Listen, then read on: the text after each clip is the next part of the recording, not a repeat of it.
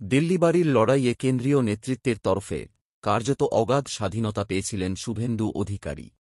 রাজ্য সভাপতি সুকান্ত মজুমদারের চেয়ে বিধানসভার বিরোধী দলনেতার উপরে বেশি ভরসা করেছিলেন বিজেপির কেন্দ্রীয় নেতৃত্ব।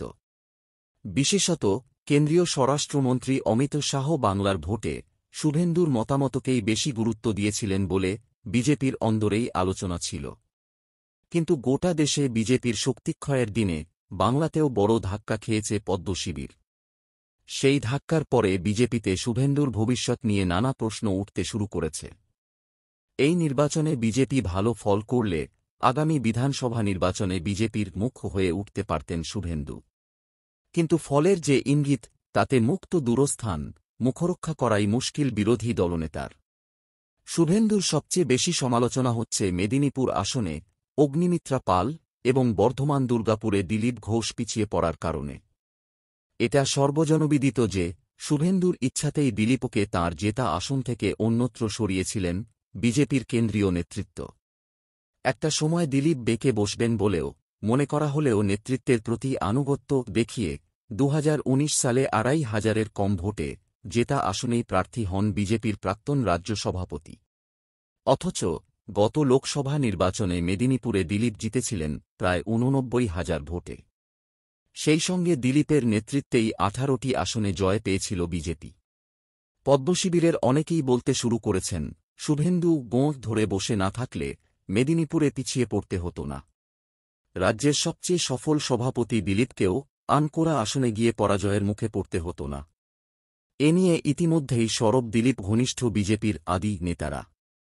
তাঁদের দাবি, শুভেন্দুর জন্যই রাজনীতিতে এসেই জয় পাওয়া এবং অন্যদের জেতানো দিলীপকে হারানোর ছক করে অন্য আসনে পাঠানো হয়েছিল। ওই গোষ্ঠীর এক নেতা বলেন, দিলীপদার জনপ্রিয়তাকে খাটো করে দেখা হয়েছে। সেটা কেন্দ্রীয় নেতৃত্বের ভুল। আর শুভেন্দুর উপরে এতটা ভরসা করাও ঠিক হয়নি। উত্তরবঙ্গে গত লোকসভা নির্বাচনে একটি ছাড়া সব জায়গায় জিতেছিল বিজেপি। কিন্তু এবার যা ফলাফলের গতি প্রকৃতি, তাতে উত্তরের একাধিক আসনে বিজেপির পরাজয়ের সম্ভাবনা রয়েছে।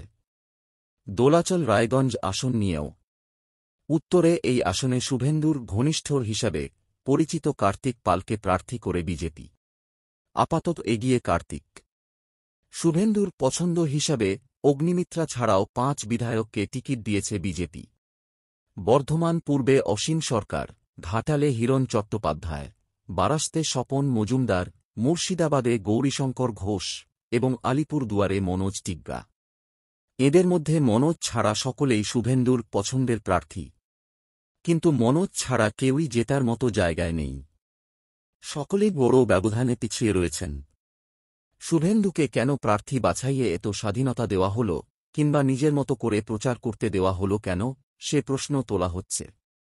রাজ্য স্তরের এক নেতার বক্তব্য, শুভেন্দুদা ভালো নেতা, কিন্তু দলবদল করা নেতাদের তুলনায় যে একেবারে ঘরের লোকেদের উপরে আমাদের ভোটারেরা বেশি ভরসা রাখেন সেটাই বুঝতে পারেননি কেন্দ্রীয় নেতৃত্ব। তার মাসুল গুনতে হচ্ছে রাজ্য বিজেপিকে।